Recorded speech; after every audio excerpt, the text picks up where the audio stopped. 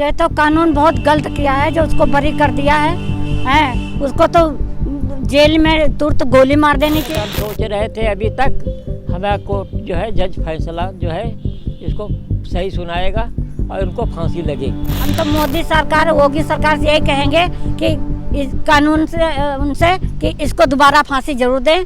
साल 2006 नोएडा के निठारी में बच्चे और कुछ बड़े लापता होने लगे। फिर लापता बच्चों के शव नाली से बरामद हुए। इस जघन्य अपराध का आरोप लगा निठारी के D5 कोठी में रहने वाले बिजनेसमैन मोनिंदर पंढेर और उसके साथ रहने वाले नौकर सुरिंदर कोली पर। घटना के बाद नोएडा पुलिस ने लापता हुए बच्चों की FIR लिखने तक से मना कर दिया था। फिर मामला CBI के हाथ में गया। दोनों आरोपियों पर मासूमों का रेप और हत्या के आरोप लगे। दोनों को फांसी की सजा का ऐलान भी हुआ, लेकिन 16 अक्टूबर को इलाहाबाद हाई कोर्ट ने दोनों को सजा से बरी कर दिया। फांसी की सजा रद्द हो गई।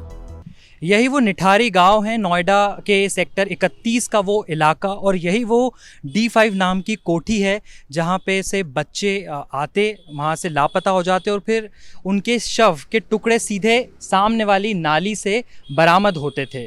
इस मामले में दो मुख्य आरोपी मोनिंदर पंढेर और सुरिंदर कोली, जिन पर CBI ने आरोप लगाए कि यही बच्चों के रेप करते थे और उसके बाद उन बच्चों की हत्या कर दी जाती थी। लेकिन अदालत ने अपने फैसले में इन दोनों आरोपियों को सबूतों और गवाहों की कमी के कारण बरी कर दिया है। मौत की सजा भी रद्द कर दी है। क्विंट हिंदी ने निठारी कांड के पीड़ित परिवार से बात की। D5 कोठी के ठीक सामने सुनीता और उनके पति प्रेस का काम करते हैं। इस दंपत्ति की बेटी भी इसी अपराध का शिकार हो गई थी। इलाहाबाद हाई कोर्ट का फैसला आने के बाद ये दंपत्ति बेहद नाराज हैं।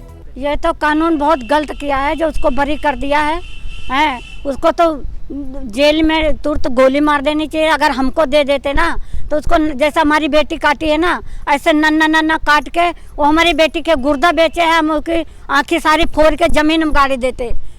सुनीता ने कहा कि इस मामले में आरोपी पक्ष की ओर से उन्हें पैसे देकर मामले में समझौता करने की बात भी हुई थी। साथ ही सुनीता और उनके पति झब्बूलाल ने आरोपी पंढेर और कोली पर मानव तस्करी का आरोप लगाया है। पहले जब केस खुला था तब क्या कहते खालिद खान के पास गया था कोई बंदा कि बच्चों वालों को बुलाओ, एक हमारी संस्था है वो पैसा देना चाहती है।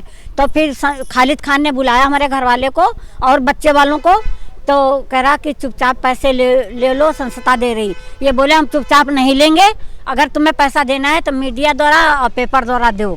तो हाथ जोड़ रहा कि गलत माफ करो, हम तुम्हारी बच्ची को गलती से मारा है। खुद 50 सेक्टर के थाने में माफी मांग रहा था मुनिंदर। सोच रहे थे अभी तक हमारा कोर्ट जो है जज फैसला जो है इसको सही सुनाएगा और उनको फांसी लगेगी। और कोली से ज़्यादा दोषी पंढेर ही है। हाँ, ये गुर्दे अंग सप्लाई करता था। ये एक अन्य पीड़ित पिता रामकिशन है, जिन्होंने आरोपियों के बरी होने के बाद गुस्से में पंढेर की खंडहर पड़ी कोठी पर पत्थर फेंके।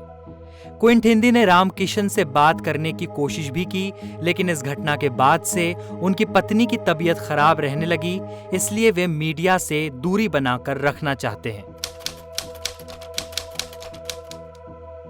हम हैरत में हैं कि एक जैसे साक्ष्य होने पर हाई कोर्ट ने बाकी मुकदमों में सुरेंद्र कोली को कैसे बरी कर दिया। हम इस फैसले को सुप्रीम कोर्ट में चैलेंज करेंगे। पीड़ितों ने इसके लिए प्रशासन को और कानून व्यवस्था को जिम्मेदार ठहराया है। और फिर ये सवाल भी वाजिब है कि अगर दोनों मुख्य आरोपी इस मामले से बरी कर दिए गए हैं तो फिर आखिर इतने बच्चों की मौत का, हत्या का जिम्मेदार कौन है।